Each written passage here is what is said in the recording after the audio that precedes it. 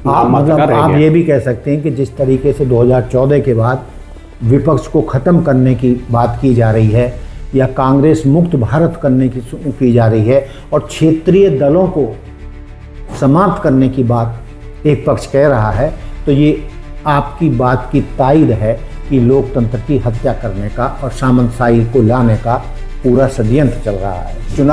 चुनाव जो पद्धति है जिसके द्वारा लोकतंत्र जीवित रहता और हर आदमी के वोट की कीमत होती है, मताधिकार को ही समाप्त कर रहे हैं, जिससे कि चुनाव की जरूरत ही ना पड़े और सामंतशाही फिर से हावी हो जाए। आप आरक्षण के नाम पर जो आपने कमजोर वर्ग को मत का और चुनाव लड़ने का जो अधिकार दिया है उसको भी नुकसान पहुंचाया जाए। वो कैसे? तो एससी को सरपंच चुनना है, शेड्यूल कास्ट को सरपंच चुनना है, तो बैठक का आयोजन होता है। बैठक का आयोजन मंदिर में होता है और मंदिर में शेड्यूल कास्ट को जाने की इजाजत नहीं होती। बहुजन समाज है, दलित है, पिछड़ा है, एससी है, ओबीसी है या एसटी है, उनको तो इस प्रक्रिया से ही अलग कर दिया जाता है और दबंग जातियों के लोग मंदिर में बैठकर तय कर लेते हैं कि जो आरक्षित वर्ग के जो नंबर इस बार आया है उसमें से किसको उन्होंने खड़ा करना है। सूरत एक लोकसभा क्षेत्र से एक ही उम्मीदवार थी और कोई उम्मीदवार नहीं था, यानी कि निर्विरोध चुनाव हुआ था। मतलब सांसद ही निर्विरोध चुनाव। हाँ, तो ये यहाँ तक आ सकता है इसका इम्पैक्ट।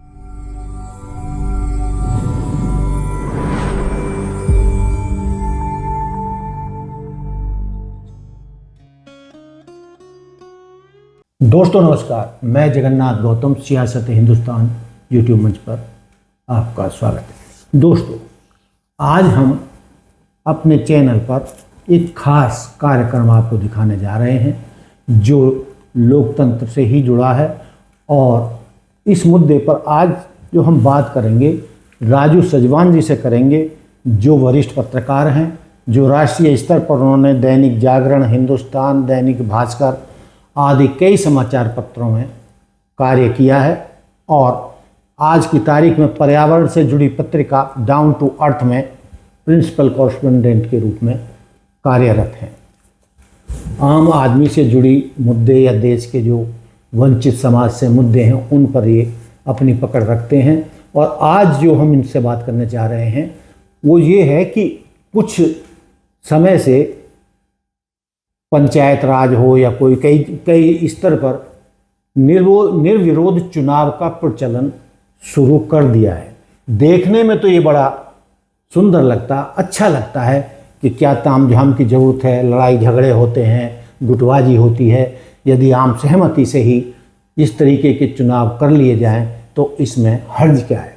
लेकिन दोस्तों, इसके पीछे जो छिपी मंशा है सरकार की, वो बड़ी खतरनाक है, जो लोकतंत्र को खतरे में डालती है, हमारे मताधिकार को खतरे में डालती है और सामंतशाही को बढ़ावा देती है। तो दोस्तों, इसी मुद्दे पर आज हम राजू सजवान जी से बातचीत करेंगे। तो सजवान जी बताएं, जो ये निर्विरोध चुनाव का जो मुद्दा है, जो आप कई जगह कई मंचों पर इसको उठाते रहे हैं, तो आप हमारे दर्शकों के सामने बताइए कि ये क्या मुद्दा है और इस पर आपकी क्या राय है। दरअसल हम लोगों ने इस पर एक कवर स्टोरी की थी, अंग्रेजी हिंदी दोनों में छपी थी। इसके पीछे एक बड़ा इंटरेस्टिंग फैक्ट ये है कि जब देश में तीसरी सरकार यानी पंचायतों के विकेंद्रीकरण को लेकर एक रिपोर्ट आई थी, करीब 10 साल बाद आई थी।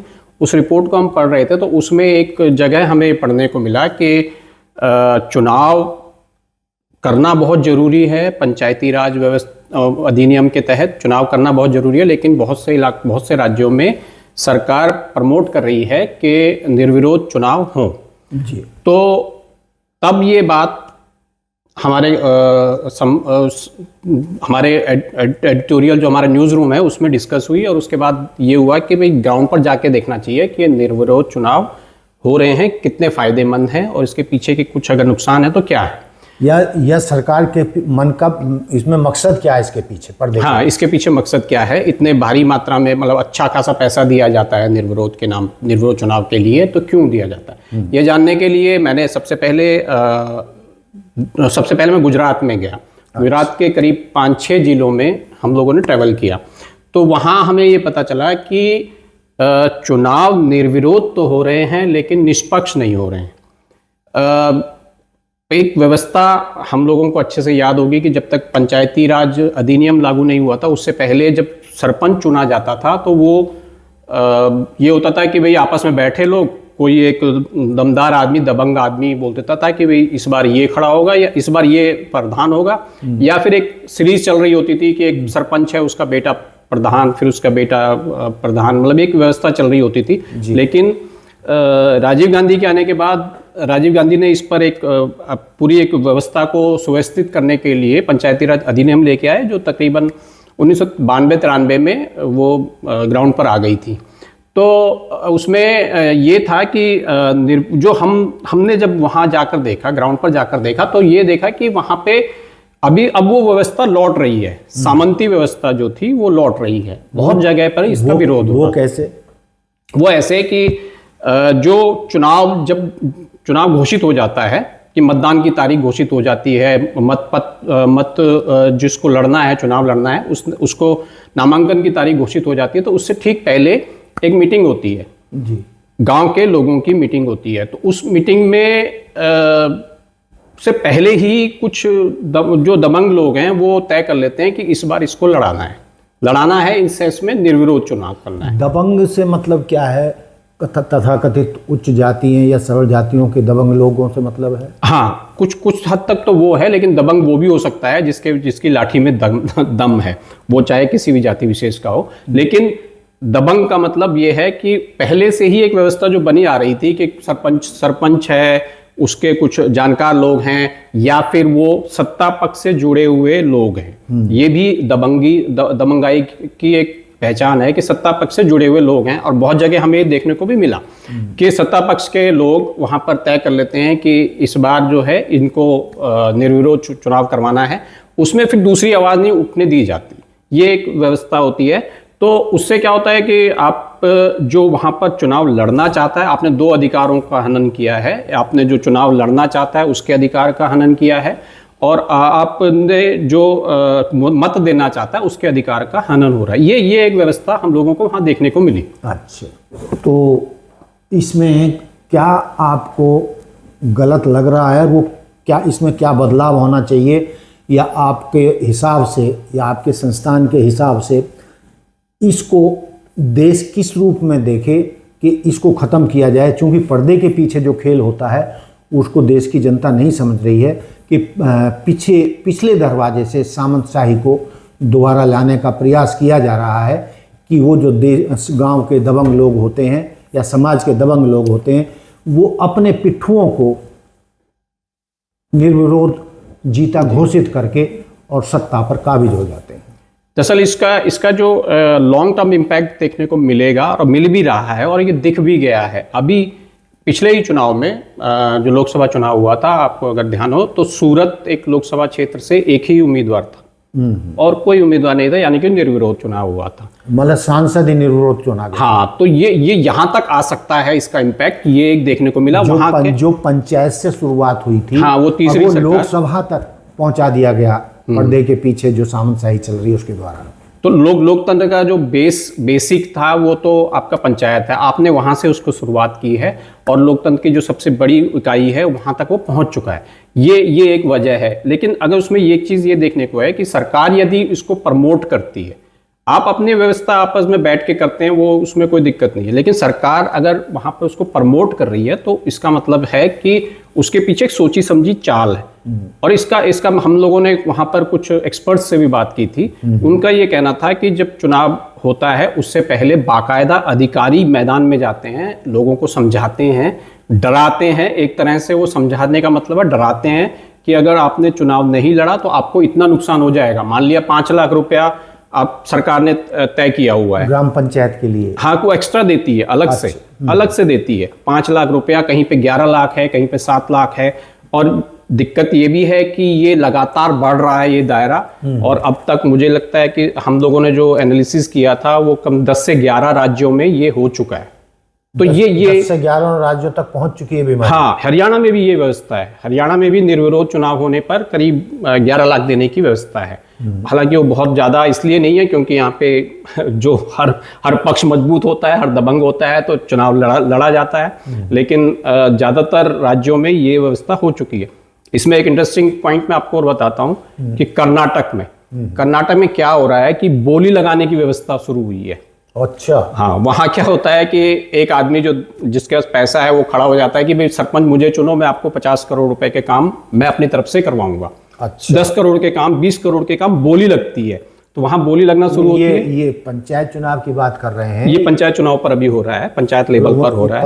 50 करोड़ की बोली। हाँ, तो ये बाकायदा फिर उसको हाई कोर्ट को दखल देना पड़ा और उसको रुकवाना पड़ा। और ये ऑफिशियल हो गया था एक तरह से, मतलब बाकायदा वो बैठक होती थी, वहाँ पे नीलामी होती थी। अब यहाँ पर जो मनसा की बात हो रही है, आपने मताधिकार और आपने चुनाव लड़ने का अधिकार तो छीना ही, लेकिन आप एक विपक्ष रहित लोकतंत्र खड़ा करने की भी एक साजिश रची जा, मतलब विपक्ष को भी समाप्त करने का ये षड्यंत्र है। हाँ, तो वहाँ मतलब वो लोकतंत्र ही खत्म करने की बात हो गई।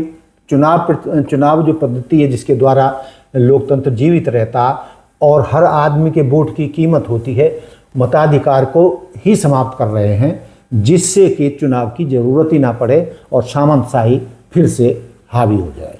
तो विपक्ष और विरोध आपने खत्म कर दिया। उसको आप ऐसे समझिए कि हम लोग वहाँ पे जब बात कर रहे थे, लोगों से पूछ रहे थे, तो एक बड़े बुजुर्ग सज्जन थे जो खुद भी काफ़ी उसमें चुनाव में सक्रिय रहे हैं। उनका ये कहना था कि हो ये रहा है कि जो सरपंच बन गया, क्योंकि उसको लगता है कि सर्वसम्मत है, तो अपने तरीके से काम करता है जी, कोई पूछने वाला नहीं है, है ना, कोई बोलने वाला नहीं है, उसके बारे में, उसके कामों को लेके कोई पड़ताल नहीं हो रही है, कोई विपक्ष नहीं हो रहा है, कोई विरोध नहीं हो रहा है। तो ये जो विपक्ष रहित जो चीज़ें पूरे देश में अब बढ़ती जा रही हैं, ये इसकी शुरुआत नीचे से हो रही है और ऊपर तक भी आप देख ही रहे होंगे कि विपक्ष मतलब आप ये भी कह सकते हैं कि जिस तरीके से 2014 के बाद विपक्ष को ख़त्म करने की बात की जा रही है या कांग्रेस मुक्त भारत करने की जा रही है और क्षेत्रीय दलों को समाप्त करने की बात एक पक्ष कह रहा है, तो ये आपकी बात की तायद है कि लोकतंत्र की हत्या करने का और सामंतशाही को लाने का पूरा षड्यंत्र चल रहा है। तो इसी कड़ी में आप अपनी बात आगे बढ़ाइए। तो ये एक वजह है। इसको आप राजनीतिक तौर पर तो देख ही रहे हैं, लेकिन अगर इसको सरकारें यदि इसको प्रमोट कर रही हैं, तो ये एक तरह का संस्थागत तौर पर विपक्ष और विरोध को खत्म करने की एक वो साजिश मान लीजिए या फिर एक तरीका मान लीजिए। मतलब संस्थागत तरीके से लोकतंत्र को खत्म करने की साजिश चल रही है। अब यहाँ पर एक जो वजह हम लोगों को बहुत गहरे से समझ में आई, वो ये है कि आप आरक्षण के नाम पर जो आपने कमज़ोर वर्ग को मत का और चुनाव लड़ने का जो अधिकार दिया है, उसको भी नुकसान पहुंचाया जा रहा है। वो कैसे? वो ऐसे कि जैसे कि 73वें संशोधन में, 74वें संशोधन में भी ये साफ साफ लिखा है कि चुनाव होंगे तभी सरकारों की तरफ से ग्रांट, अनुदान वगैरह मिलेगा, और चुनाव आरक्षित वर्ग के साथ होंगे, मतलब रोटेशन वाइज हैं, आप भी समझते होंगे। रोटेशन एक बार सामान्य हो गया, एक बार एससी से हो गया, एक बार एसटी से हो गया, एक बार ओबीसी से हो गया। तो वहाँ हो ये रहा है कि जब एससी के लिए, शेड्यूल कास्ट के लिए, अनुसूचित जाति के लिए जब आरक्षित होता है और उसके लिए सरपंच का उम्मीदवार चुनना होता है और समरस के या निर्विरोध चुनना होता है, तो एक बैठक आयोजित की जाती है जी निर्वाचन से पहले। तो उस बैठक में जब वो बैठक का आयोजन किया जाता है, ये बात उन लोगों का कहना है, मतलब जो वहां पे लोग बता रहे कि बैठक आयोजित की जाती है किसी मंदिर में, और उस मंदिर में आप ये कह रहे हैं जब आरक्षित वर्ग का नंबर आता है या आरक्षित वर्ग को चुनने की मजबूरी होती है, तो वो जो मजबूरी है वो संविधान के तहत होती है। हाँ, संविधान के तहत, संविधान के तहत चुनाव होना बहुत जरूरी है, तभी आपको अनुदान मिलेगा। तो चुनाव सरकार तय करती है कि फला तारीख को चुनाव होगा, उससे पहले आप निर्वाचन प्रक्रिया होगी। जैसे ही वो निर्वाचन प्रक्रिया की अनाउंसमेंट होती है, उस गांव में फला तारीख को निर्वाचन होगा, उससे 2-3 दिन पहले एक बैठक का आयोजन किया जाता है।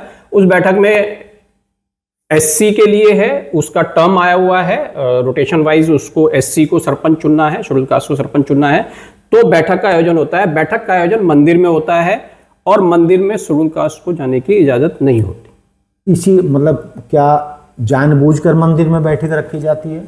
तकरीबन उन लोगों का ये आरोप है कि जानबूझकर ऐसा किया जाता है कि अब मंदिर में किया गया, मंदिर में उन लोगों को एक धार्मिक व्यवस्था के तहत उनको बाहर रखा जाता है और वहाँ जो तय किया जाता है, यानी कि जो जातियाँ वहाँ पर होती हैं वो जो तय करती हैं कि फलां की बहू या फलां का पति या कोई भी मतलब एक आदमी वो निर्विरोध चुनाव लड़ेगा।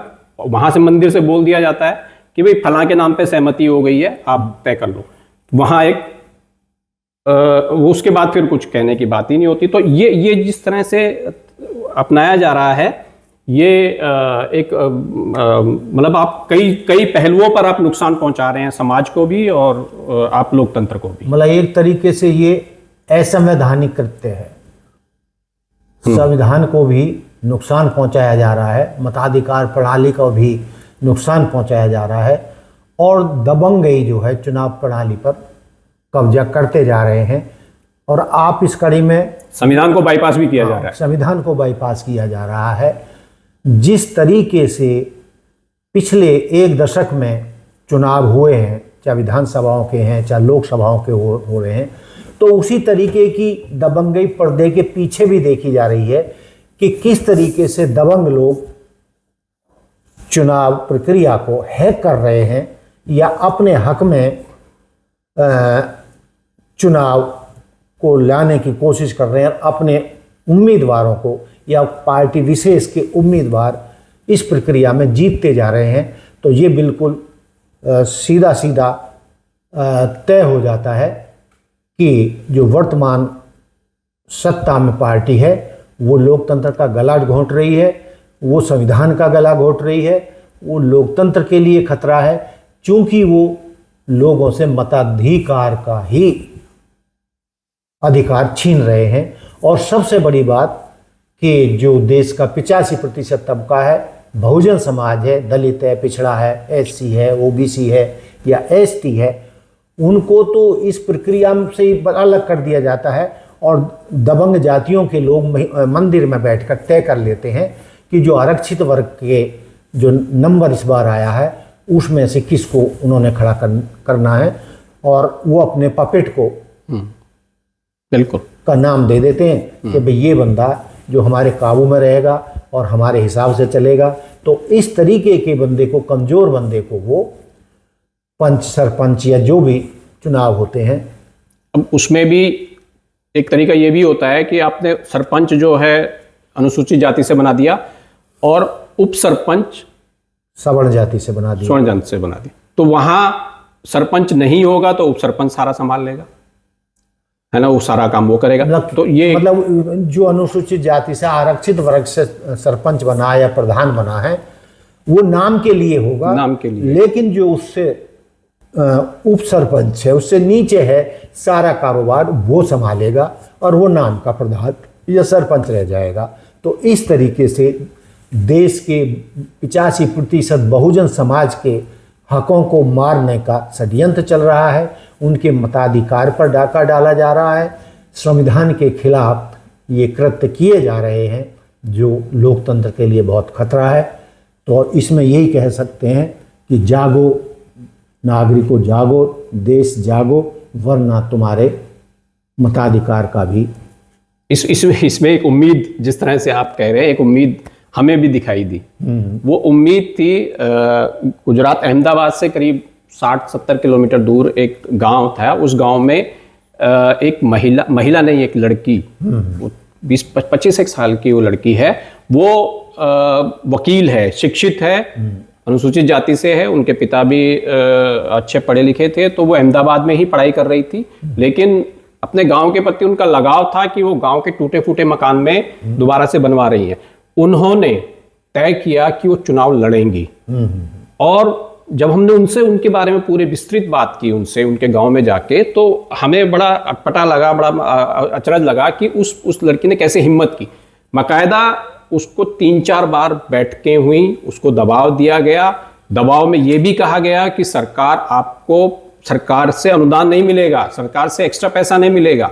एक्स्ट्रा पैसा तो हो सकता है कि सरकार के आप मर्जी के खिलाफ लड़ रहे हैं तो जो अनुदान मिलता है वो भी नहीं मिलेगा। फिर भी उस लड़की ने हिम्मत की और वो जीती। सारा युवा वर्ग उसके साथ था।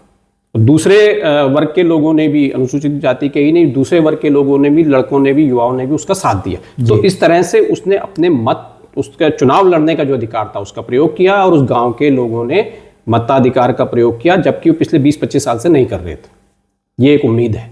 तो आपका कहने का तात्पर्य ये है कि ये निर्विरोध चुनाव का जो सिलसिला चला है, देखने में तो बड़ा अच्छा लगता है कि आम सहमति से किसी का चुनाव कर लिया जाए, लेकिन जो इसके पक्षधर हैं, जो निर्विरोध चुनाव करा रहे हैं, चाहे वो गांव की पंचायत हो, चाहे विधानसभा का मुद्दा हो, चाहे लोकसभा का मुद्दा हो, उसके पीछे, पर्दे के पीछे जो साजिश चल रही है वो बहुत खतरनाक है। नीयत भी खराब है, और इसको पहचानना होगा।